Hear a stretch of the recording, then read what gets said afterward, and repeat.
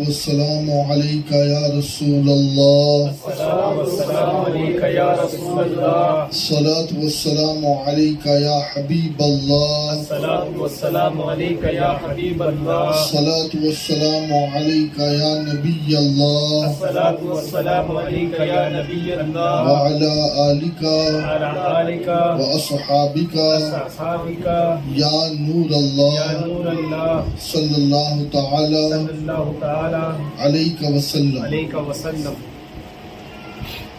اللہ کے نبی صلی اللہ علیہ وسلم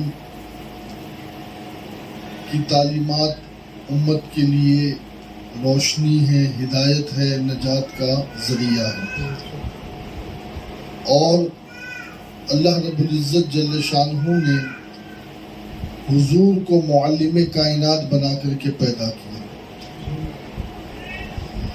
ایک مرتبہ اللہ کے نبی صلی اللہ علیہ وسلم تشریف فرما تھے، اور ایک قوم کے کچھ لوگ بیٹھے ہوئے تھے، تو کچھ دیر میں اس قوم کا سردار غالباً حضرت سعد تشریف لائے، تو آقا نے فرمایا کہ تم اپنے سردار کے لیے کھڑے ہو جاؤ، تم اپنے سردار کے لیے کھڑے ہو جاؤ۔ تو صحابہ کی وہ جماعت جو اس وقت وہاں موجود تھی، وہ ان کی تعظیم کے لیے کھڑی ہو گئی۔ اسی طریقے سے ایک مرتبہ اللہ کے نبی صلی اللہ علیہ وسلم نے ارشاد فرمایا کہ جو میری آل کی تعظیم کے لیے کھڑے نہ ہو تو وہ ایسی بیماری میں مبتلا ہوگا جس کی کوئی دوا نہیں۔ اعلیٰ حضرت کے والد نقی علی خان صاحب نے تفسیر علم نشرح میں، اور قاضی ایاز نے شفا شریف میں اس حدیث کو نقل کیا ہے۔ آپ دیکھیں نا، آج اسکول میں تعلیم بعد میں ہوتی ہے، سب سے پہلے بچے استاد کے لیے کھڑے ہوتے ہیں، استاد کا رسپیکٹ کرتے ہیں، اور جب استاد کا رسپیکٹ کرتے ہیں تبھی جا کر کے علم ان کے سینے میں آتا ہے۔ اس لیے ادب علم سے بھی مقدم ہے، علم بعد میں ہے، ادب پہلے ہے، نالج بعد میں ہے، رسپیکٹ پہلے ہے۔ اور میں آپ کو کیا بتاؤں، میرے نبی نے جو ہمیں ادب سکھایا ہے وہ ادب اتنا اعلیٰ ہے کہ ایک مرتبہ حضرت ابو درداء رضی اللہ مولا تبارک و تعالی عنہ چلتے چلتے حضرت ابو بکر صدیق کے آگے نکل گئے، تو میرے نبی نے ان کا ہاتھ پکڑ کر کے ان کو پیچھے کیا اور کہا کہ جس جماعت میں ابو بکر جیسے لوگ موجود ہو تو کسی کو یہ حق نہیں پہنچتا کہ وہ ان سے آگے نکلے۔ یہ ایک ادب ہے، یہ ایک تعظیم ہے، یہ ایک رسپیکٹ ہے۔ اور آپ اگر دیکھیں گے تو اللہ کے نبی علیہ الصلوۃ والتسلیم نے اپنے صحابہ کو سب سے پہلے ادب ہی سکھایا ہے، اور ادب سے انسان کو وہ کچھ مل جاتا ہے کہ جو ریاضت سے نہیں مل پاتا۔ آپ دیکھیں نا، ایک صحابی نے حضور کے ادب میں آقا علیہ الصلوۃ والتسلیم کے خون پاک کو پی لیا، تو میرے آقا علیہ السلام نے یہ نہیں فرمایا کہ تم نے یہ کیا کیا، بلکہ میرے نبی علیہ الصلوۃ والتسلیم نے فرمایا کہ جا، اب تجھے جہنم کی آگ نہیں چھوئے گی۔ یہ میرے نبی نے ادب ہی سکھایا، رسپیکٹ کی تعلیم دی۔ قرآن پاک میں اللہ تعالیٰ نے حضور کے بارے میں ارشاد فرمایا وَتُعَزِّرُهُ وَتُعَقِّرُهُ، کہ اس نبی کی خوب خوب تعظیم کرو، خوب خوب توقیر کرو، وَتُسَبِّحُ بُكْرَةً وَأَصِيلًا، اور پھر اس کے بعد اللہ نے نماز کا صبح و شام پاکی کا حکم دیا. پہلے نبی کی رسپیکٹ ہے، اس کے بعد نماز ہے، اس کے بعد تسبیح ہے، اس کے بعد اللہ کا ذکر ہے. اب آپ دیکھیں ایک حدیث صرف میں آپ کو سمجھانے کے لیے عرض کروں. دیکھیے آج بچوں کے دل میں جو علم بیٹھتا نہیں ہے، اس کی وجہ یہ کہ آج کل کے بچے اپنے استاد کا ادب نہیں کرتے. جو بچہ اپنے استاد کا ادب کرے گا اس کے دل میں علم سمائے گا، اور جس بچے کے دل میں استاد کا ادب ہوگا وہ یقیناً بہت بڑا عالم دین بنے گا، بہت بڑا اسکالر بنے گا. اب آپ کو میں سمجھاؤں کہ فرمایا گیا کہ جس دل میں ادب ہے اسی دل میں علم کی جگہ ہے، اور جس دل میں ادب نہیں اس دل میں علم کے لیے کوئی جگہ بھی نہیں ہے. اور میرے پیارے آقا علیہ الصلوۃ والتسلیم کے پیارے دیوانوں، آپ سے جو میری گزارش ہے وہ یہی ہے کہ اللہ کے نبی علیہ السلام نے ارشاد فرمایا کہ جو اپنے بڑوں کی عزت نہ کرے اور اپنے چھوٹوں پہ شفقت نہ کرے تو آقا فرماتے ہیں ایسا شخص ہم میں سے نہیں ہے. یعنی ہمیں حکم دیا گیا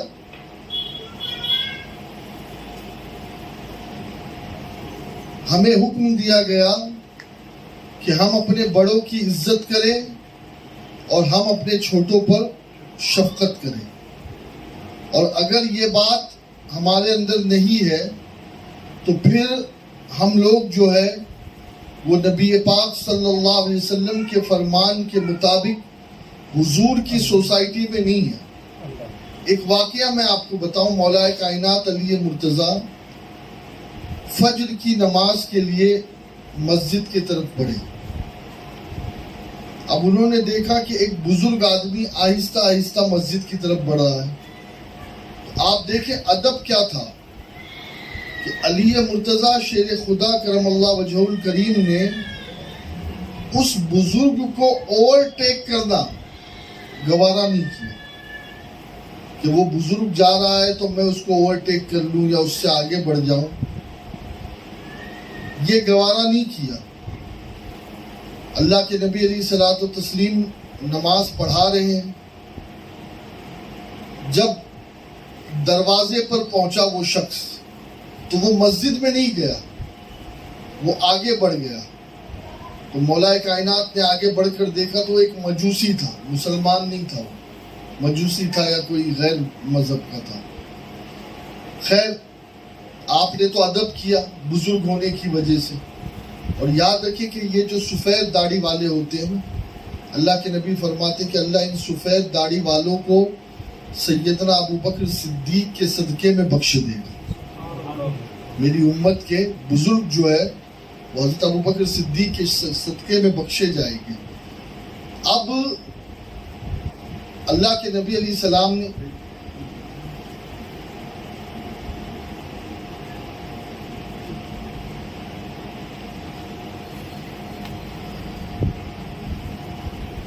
مولا کائنات جب دروازے پر پہنچے تو دروازے پر پہنچتے ہی انہوں نے دیکھا کہ وہ شخص مسلمان نہیں تھا، وہ آگے بڑھ گیا.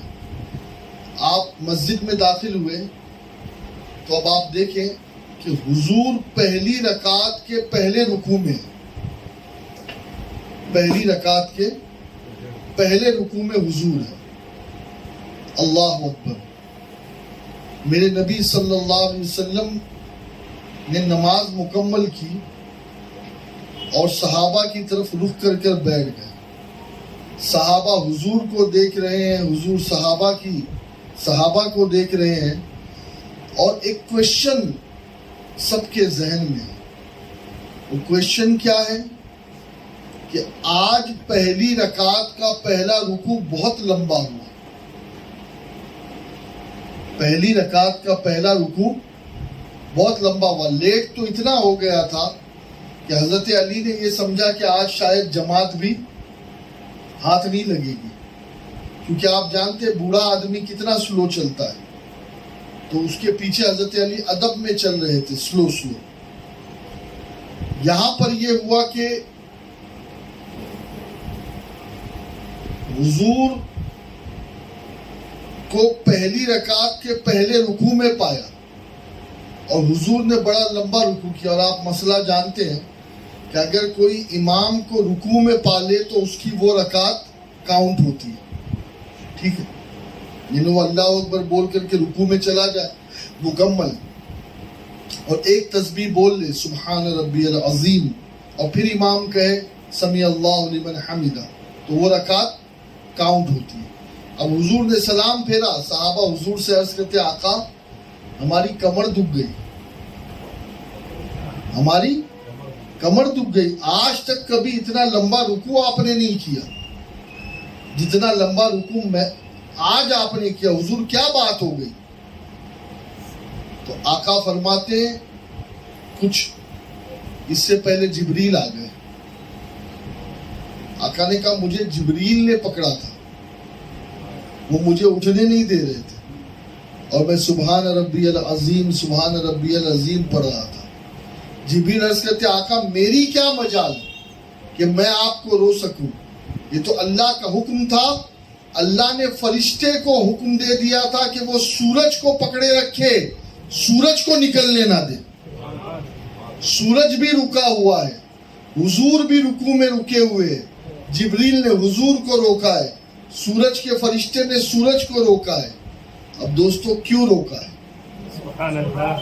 یقیناً مولا علی کے لیے ہے، لیکن اس میں جو سب سے بڑا پہلو ہے وہ یہ ہے کہ بڑوں کی عزت، جبکہ وہ بڑا مسلمان بھی نہیں تھا، بڑا ایمان والا بھی نہیں تھا، مسلمان بھی نہیں تھا، لیکن اللہ کے نبی علیہ الصلوۃ والتسلیم نے اس بندے کو جو حضرت مولا نے اس کی رسپیکٹ جو کی، تو اللہ کو علی کی یہ ادا اتنی پسند آ گئی کہ علی کی جماعت تو دور کی بات ہے، رکعت بھی نہیں چھوٹی. تو بس یہ چند جملے میں نے اسی لیے آپ کے سامنے عرض کیے کہ آج ہمیں جو سب سے زیادہ جس چیز کی ضرورت ہے وہ یہ کہ ہم اپنے بڑوں کی عزت کریں، بڑوں کا رسپیکٹ کریں، بڑوں کی تعظیم کریں، اور جو ہمارے چھوٹے ہیں ان سے پیار سے پیش آئیں، ان پر شفقتیں کریں.